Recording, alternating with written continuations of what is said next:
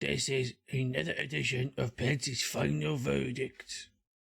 Welcome to my latest final verdict. Today I'll be talking about Stray, a game that released for PlayStation 4, PlayStation 5, and also on the PC.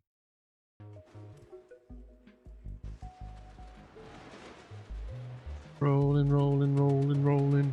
Keep rolling, rolling, roll. Alright. Couldn't resist. Stray starts with you, a little ginger cat, interacting with a few other cats on a rainy day in a dry hideaway.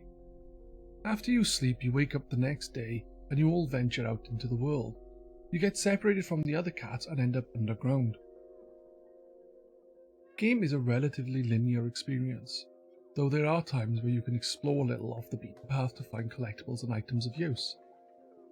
While you progress through the game, you get a companion with you in the form of a tiny drone. One of the collectibles happens to be memories of the drone, known as B12, as he tries to remember his past. Stray is a third-person platforming adventure, though unlike traditional platformers you can't just jump whenever you feel like it. Basically, when you roam around the underground city you are able to jump onto walls, boxes and other objects. There has to be something interactable there for you to jump upon it. You can interact with the inhabitants of the city too. You can talk to them, which, with the help of B12, you can translate what is being said by them. Or you can rub up against them in an affectionate way. You also have the option of presenting items you have collected to most of the inhabitants, and they will help you in the best of their abilities or point you in the right direction.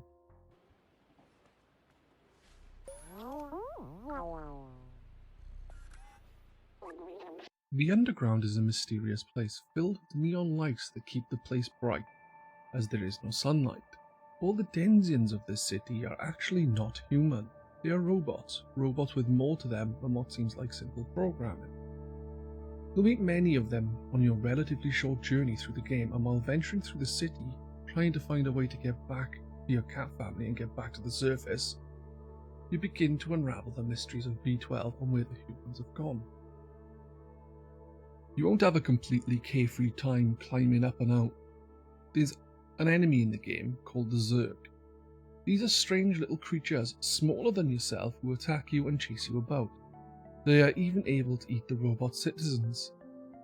And this is why getting out and about exploring is tough with robots, too fearful for their lives to have doors unlocked if they lead outside of the communal area they reside. There's some nice puzzle solving throughout as well. Nothing too taxing, just simple puzzles that break up the more active sections of scurrying about. Stray is a very nice game to look at, with wonderfully designed robots with a very distinct style that feels both retro and futuristic.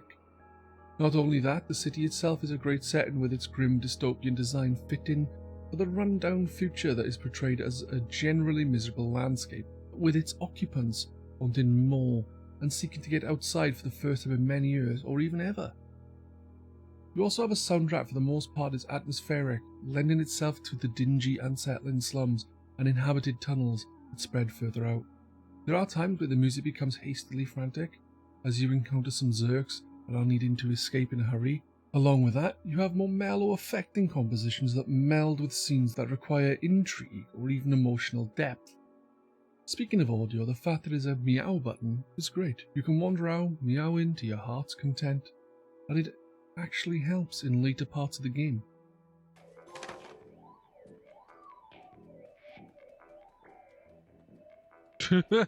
All the controls are messed up. I'll be honest here and I'll say that I loved the game. I did have a few minor glitches, though they are pretty trivial and few and far between. Unfortunately, it was simply the cat clipping through a box or another piece of debris. As I said, I love the game. It comes together nicely with its lovely visuals, gripping atmosphere, engrossing audio, and intriguing story. I can't think of any faults other than the clipping, which is so minor it is literally nitpicking at what is considerably the best game of the year so far. And with that, I will rate this 10 Pugsleys. Well, I hope you enjoyed that video. Why not give Pedz a follow if you enjoyed it? And while you're at it, check out grk.co.uk and the GRK Collective on YouTube. Yeah.